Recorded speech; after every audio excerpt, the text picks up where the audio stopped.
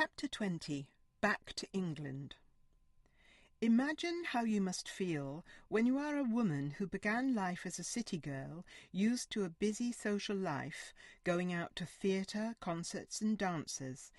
Now imagine you live on a small farm that is 1/2 mile from the nearest neighbour, 5 from the nearest tiny village shop, and even further from the nearest substantial town. You have no car, and the roads are too rough and the hills too steep for riding a bicycle. Your husband and children are away from home in office and school during every weekday, so you have no one to talk to day after day, week after week, year after year, except for the dogs and cats. This is the isolated place where Ruth had been living for 7 years. So now imagine what must have gone through her mind when one day Wilfred told her that his office was being moved from Velindre near Swansea to Epsom in Surrey, and that they would be moving away from the farm. "We will be living close to people again.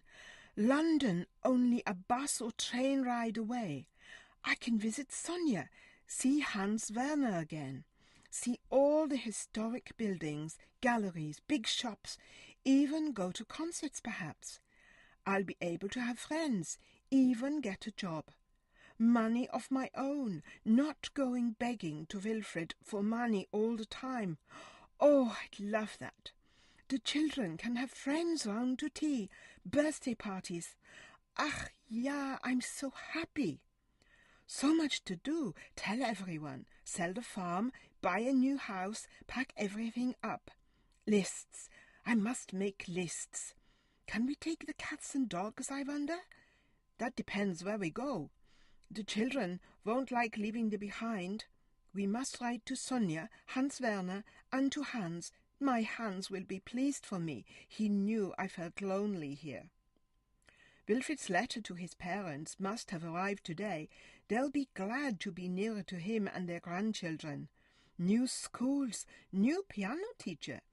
I hope Wilfred buys a big enough house, enough bedrooms and a bathroom, a proper plumbed-in bathroom with a real bath and door that locks. Nach, ja, he'll be more interested in the size of the garden. I'm so excited. Chrissy is too, I can tell. She longs to be nearer to London. She will appreciate a proper bathroom. Struggling with that wretched sink in the kitchen. She needs some privacy now that she's growing up. Oh, I'm so happy. My father sold the farm to a man from the north of England called Plant, who had been in the Air Force during the war and liked nothing more to repeat anecdotes of his wartime adventures. There was a time between his purchase of the farm and our leaving it when we all lived there together. I think Plant must have slept in a caravan he brought with him. He had a wife or girlfriend called Anne, who left pretty quickly after a few days. The primitive life didn't suit her sophisticated tastes. It became more and more uncomfortable to be sharing the place with Plant. We still thought of the house as ours, and of course he thought of it as his. Whether we let him live there before the sale was completed, or whether he let us continue there until our Surrey purchase went through, I have no idea. I know that he shared our meals, and that from the time of his arrival our little farmhouse took on a heavy smell of alcohol, something that was alien to me, as I had never experienced it until then. Before we left, he employed an eccentric woman called Trudy to help on the farm. She was a dark gypsy type who my mother thought was rather exotic. She lived in her own caravan with many stray cats she had rescued. Much as I like cats, her caravan smelt so badly of cat's urine that after the first time none of us went near it. There were cats on every ledge and surface inside the tiny caravan, sleeping or fighting with each other over bowls of food. Although I was as excited as Mum about the move, when the actual day came, I found it a terrible wrench. I said goodbye to Glenys, to all my special places, my favourite sycamore tree, my ancient rock, the duck pond and the river, and lastly to the little house that had seen me grow from a 7-year-old child to a teenager. All change has its scary side, and my excitement was tinged with fear at having to adapt to new people and places.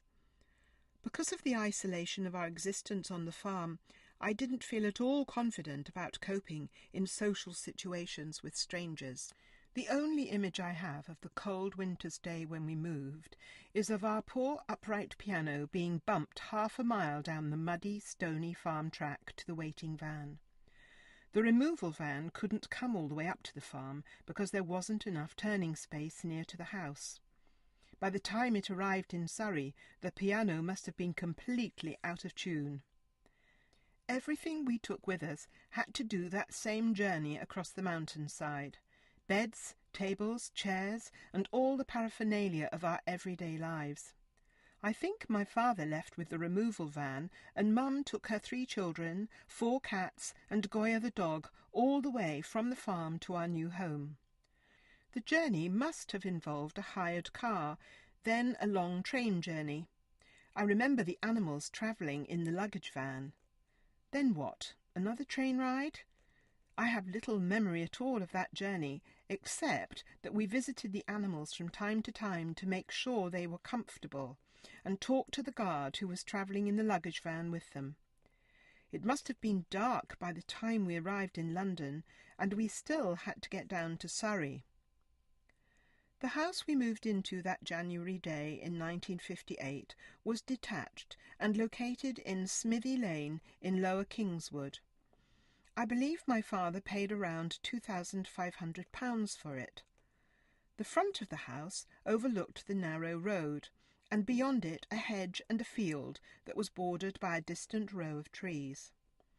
It was unlikely that Mum had seen the house before she arrived there that day. She must have been pleasantly surprised, for although it was shabby and needed a lot of work, it had the proper bathroom that she had been hoping for, and much more space inside than the little farmhouse. Best of all, it was within a village with plenty of close neighbours, and just a short bus ride from Reigate. The bus to London stopped at the end of our road.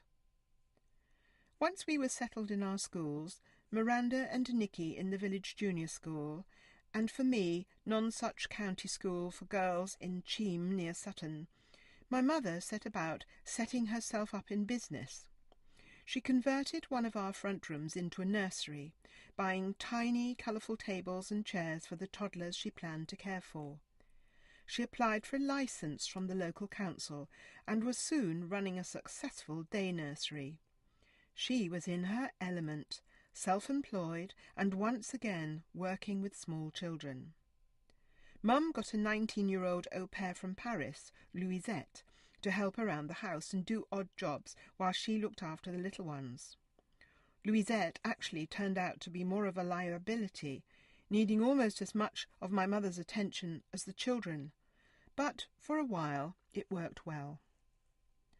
Out of those little children who came daily to our house, there was one child I remember in particular, a rugged little boy who must have been about 3 years old. One day he arrived with what appeared to be a very bad cold. His mother apologised, but had to dash off to work. By talking to the child in her calm and quiet way, it didn't take Mum long to discover that the real reason the boy's nose and eyes were streaming was because he had wanted to smell the daisies, and had picked them and stuffed them up his nose. He didn't limit himself to just a few either. His nasal passages were completely blocked with them. His mother was called for, and the little boy was taken to the doctor, who removed the offending flowers, effecting an instant cure. Mum soon discovered that the Green Line bus would take her all the way from Lower Kingswood into the centre of London. Now she could visit Sonia whenever she liked. Sonia had had various live-in domestic jobs, all in London, since she left Micklepage Farm after the war. Although they also had to accommodate her son, prosperous people with contacts in the worlds of politics and the arts were more than happy to employ her because she was an excellent cook and dressmaker and an efficient and energetic housekeeper. Mum enjoyed her friendship and the opportunity to speak in German again. Sonia was the source of much good advice, and from time to time passed on very good second-hand clothing no longer wanted by her wealthy employers. My mother started to take more interest in her appearance and dress again, now that she was back in a more social environment. Each bag of clothes from Sonia was a wonder of lovely fabrics and styles. "Now, let me see, what have we here? A blouse, silk. I wonder if it will fit me. No, yeah. If I lose a few pounds, it will. The sleeves are a bit wide, I think, but I can take them in a bit. Nice buttons. Now this, for Chrissy. I can cut it down. Wunderschön. Beautiful.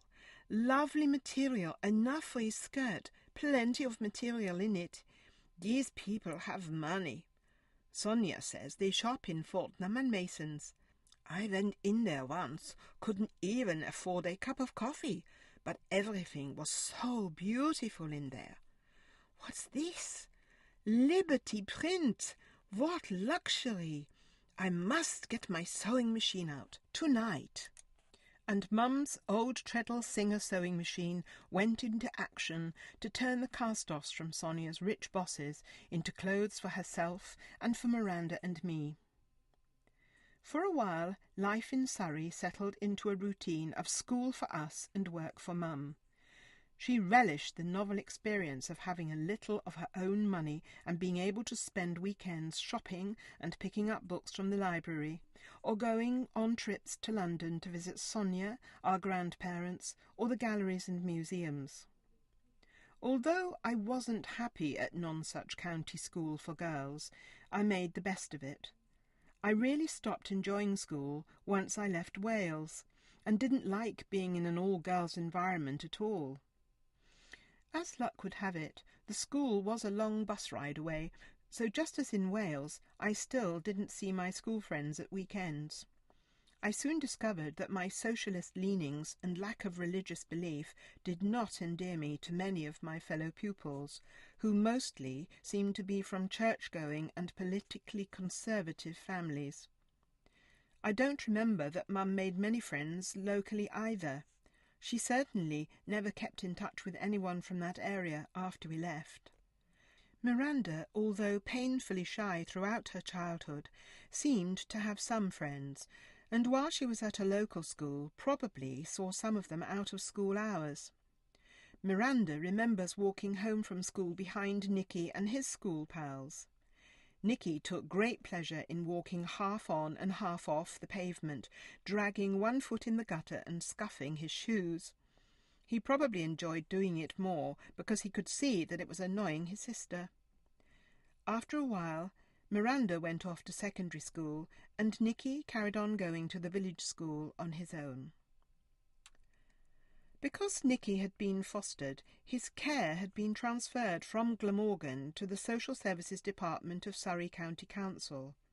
My mother had had regular visits from social workers throughout Nicky's childhood. They were satisfied that Nicky was well cared for and was developing as he should in a loving environment. By the time Mum had set up her day nursery, Nicky was 7 years old and had been part of our family for over 6 years. One day, when Mum was particularly busy preparing lunch for all her little day nursery charges, the social worker turned up at the front door and wanted her to sit down to discuss Nicky's progress. We'd all been worried that he was a little behind with his reading and writing skills. Miranda and Mum often played spelling games with him to try to bring on the skills that the school hadn't managed to give him. But this visit came at totally the wrong moment for Mum. She had a room full of hungry toddlers being watched over by Louisette, and food bubbling away on the stove in danger of burning. She snapped. "Ach, I can't talk to you now. Can't you see how it is? I'm too busy. I can't leave the children. They need their food. I haven't time now. You'll have to come back another time." The social worker made it difficult. She wouldn't be put off. "You know, Mrs. Green, we are a bit concerned that our—" she used his registered name, not the one he was always known as at home, isn't a member of any church and appears to be getting no Christian education or moral guidance. We understand that in Wales you lived a long way from any church, but here he should be attending one regularly. There is no reason why he shouldn't. Mum tut-tutted in irritation that this woman should try to start an important discussion at a time like this. She opened her mouth, and words tumbled out that she was to regret forever. I have enough problems with my husband not being supportive without you coming round at a time when, as you can see, I'm up to my eyes in things to do. I'm responsible for these children. I cannot talk to you now. As if she had been waiting for my mother to say the wrong thing, for any excuse to interfere, the woman immediately picked up on what she had said. What kind of problems? What's wrong between you and your husband, Mrs. Green? And that was it. Within a few days, Nicky was taken away from us. A bag packed with his clothes and toys, and all the photographs of his life growing up with us as my parents' son and our brother went with him. He was dragged into the social worker's car, taken away, crying and screaming. Mummy, Mummy, don't let them take me, Mummy. Mummy, please don't let them take me. For the first few weeks after Nicky was taken, Mum travelled to the area where he now lived and stood outside the new school he was attending.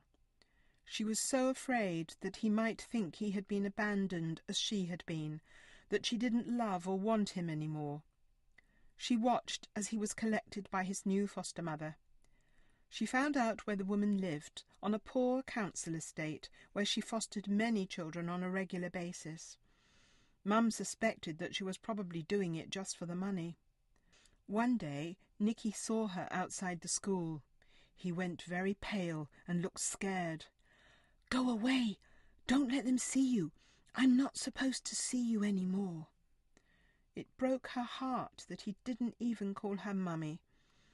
A few days later she had a letter from the council telling her that if she ever went back to the school or anywhere near Nicky again, they would take out a court injunction against her.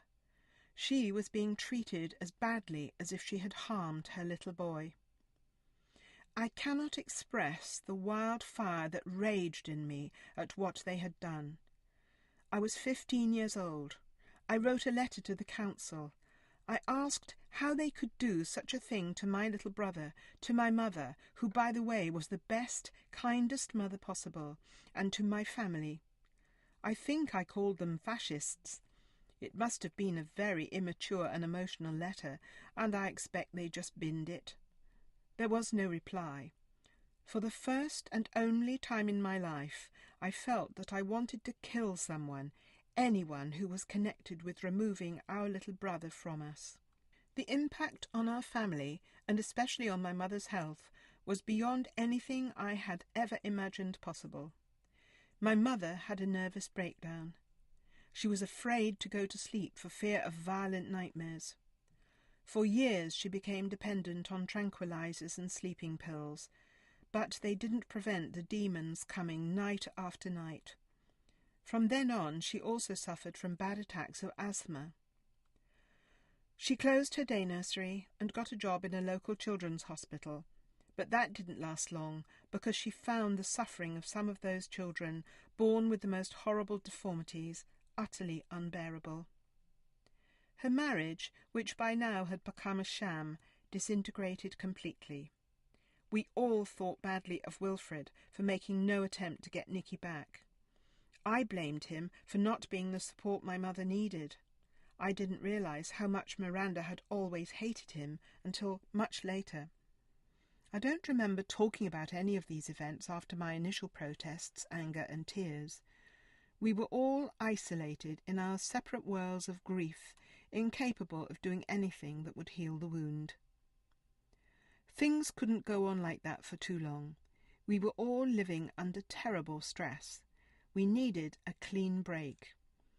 I couldn't stand school any more, and had left just before my 16th birthday with 2 pathetic O-level passes. I don't suppose what had happened at home helped much. I would find a job, any job. My mother said she'd find herself a job too, but not with children. She told Wilfred that we were leaving him. Miranda and I were still young enough that Wilfred was obliged to pay some maintenance.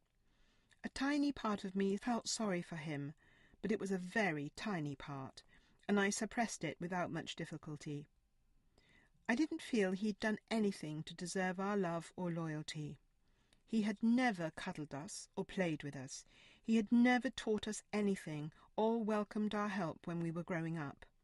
We would always feel in his way when he was gardening or doing chores around the farm. This was a father who hadn't been a real father to us.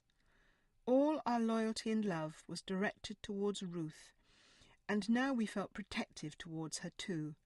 For the first time in our lives, we had witnessed her vulnerability. Less than 3 years after all 5 of us had moved from the farm, 3 of us, Mum, Miranda and I, moved into a rented flat in Reigate. Castle Court was a Victorian building that had probably once been a hotel before conversion into apartments. Our tiny flat was on the top floor. My father stayed on in the house but eventually sold it and went to live with his mother, who by this time was a widow. I think he took 2 of the cats with him and found homes for the others. Goya, my loyal and much-loved dog, had died earlier that year. Mum got a job in a garage across the road from the flat in their goods-in department. She was always very conscientious and had been brought up with a strong work ethic. She knew that she was doing the job better and quicker than the slow, lazy head of department. Not a good move. She upset the boss by being too good, making him look inadequate, and much to her disgust was soon dismissed. She found another job working as a waitress in a restaurant in Reigate High Street, and later as a cashier at the local McFisheries.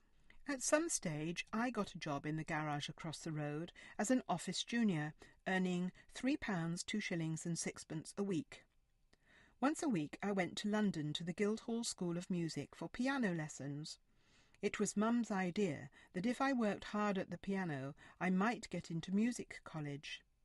I'm afraid it was money wasted. I was never going to be good enough or dedicated enough. Miranda, of course, was still at school.